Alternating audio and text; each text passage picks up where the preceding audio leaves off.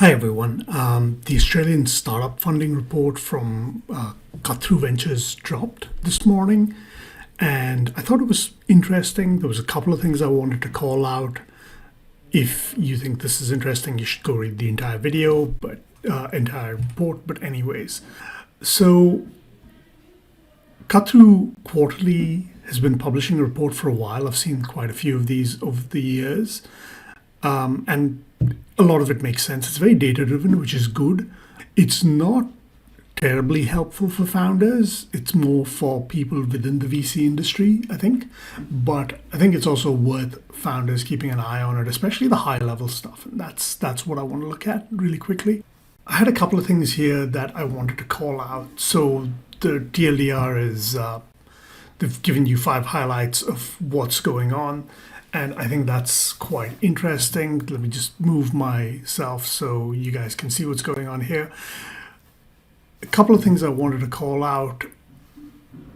AI-first, AI-enabled companies accounted for more than half of Q1 deals. This obviously makes sense.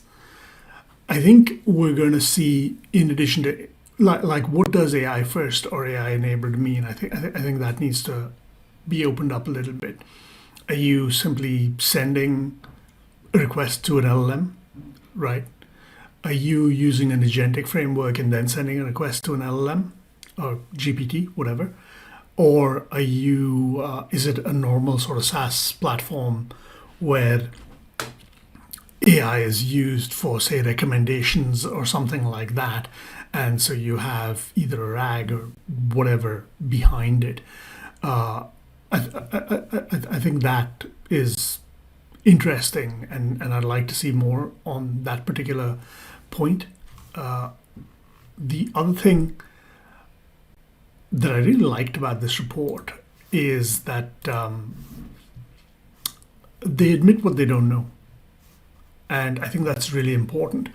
Parts of this report definitely reflected that the level of uncertainty we're seeing across the board. With conflicts in the Middle East and in Europe and in Eastern Europe, all of that. But that really comes through, and I thought it was quite good of them to call that out so explicitly. I suppose everyone already knows, but nonetheless.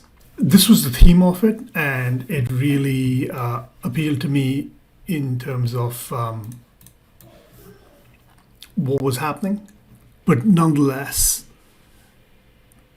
I think we're seeing it everywhere. No one really knows what the future holds. I think a couple of things that got called out were good, and one that I sort of disagreed with, but maybe I'm being nitpicky.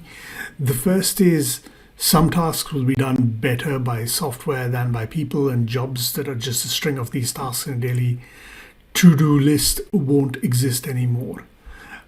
Yes and no. I think white-collar automation is clearly where this is all going with agentic frameworks. One of the projects we're working on is called Speech Lobster, and it's to help people learn languages a little bit better. If these start to get ground, and there's already several such apps, and they all do it to some level of proficiency. If this keeps happening, I think education, healthcare, all of that is going to be revolutionized. We used to have Dr. Google, now we have Dr. ChatGPT. I think a lot of that's happening. I think the other side of it is with the productivity gains in AI and, say, the tech space, or just generally with agents, you need to hire fewer juniors, right? And so the impact, I don't necessarily buy the story of AI is causing that many job losses. I think AI is more causing a case where people don't get hired to begin with. So there's that. This piece I wasn't that comfortable about. Software that only coordinates work, records activity, or sits lightly on top of process looks more at risk.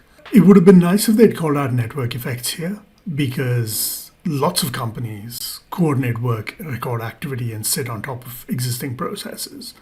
But it's the network effect of lots of people using it, multiplayer, I guess, which impacts this. Does that mean they're wrong? Maybe, probably not. Am I being nitpicky? Maybe. Companies moving fastest are the ones picking at a few different specific workflows and automating them well. Yes. However, I will point out that the whole story behind agents is it's a personal assistant that does everything. I don't necessarily agree with that story, but I think this is a far better take than, and it's valid for founders. It's very valid for founders. Specific workflows, just do one or two things and do them really well, and that's kind of all there is to it.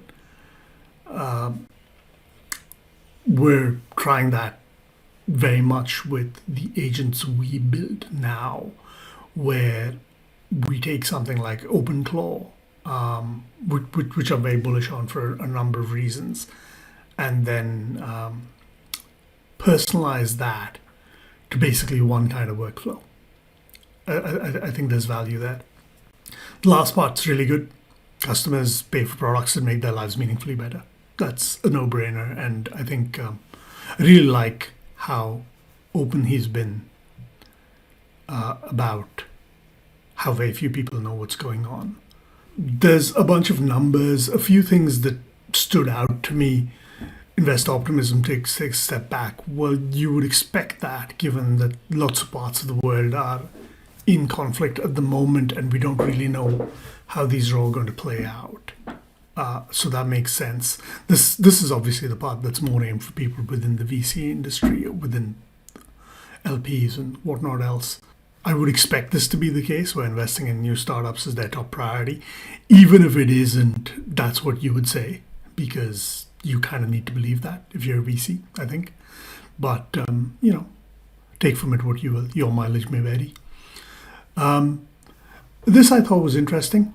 It does say mega rounds dominate funding share, but this looks more to me like national security type folks are putting money into startups for very specific requirements. And I think we see that everywhere, from Anduril, and we've seen stuff like that in the US for a while now. I suspect that's true everywhere. China, obviously, unitary, that kind of thing. My understanding is same with, that's just happening across Europe, Russia, India, everywhere. Lots of money is flowing towards people who know how to blow things up or stop things being blown up. That makes sense. If you're moving to more hardware, the costs are greater. There's an old friend used to tell me hardware is hard. True. Again, more VC type stuff. If you're a founder, you want bigger rounds fundamentally, and hopefully you want them because your business is working. AI first commands a premium. I think AI first commanding a premium is true insofar as your story, your narrative. I think it's very hard to make a company that's not AI at this point in some way, shape, or form, because the efficiencies are very, very valuable across the board. Again, if they're funding defense type companies, that's what you expect to see. I guess this will always be the case, because how can you have so many companies that are defense contractors? You only have a certain number of them. So that makes sense. In terms of numbers, I would expect a lot more, the deal count to be a lot bigger in SaaS, because it's just easier to set up a SaaS company. Again, similar kind of story.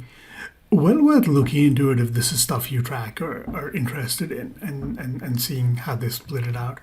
I find this climate and energy one a little bit amusing because, as we've all seen, the renewable story, at least here in Australia, has come under increasing pressure. Both the narrative has come under pressure, sort of politically, but also the fact that the costs just don't sort of seem to work. And I think people are buying the whole climate change narrative less in aggregate, irrespective of how you feel about it.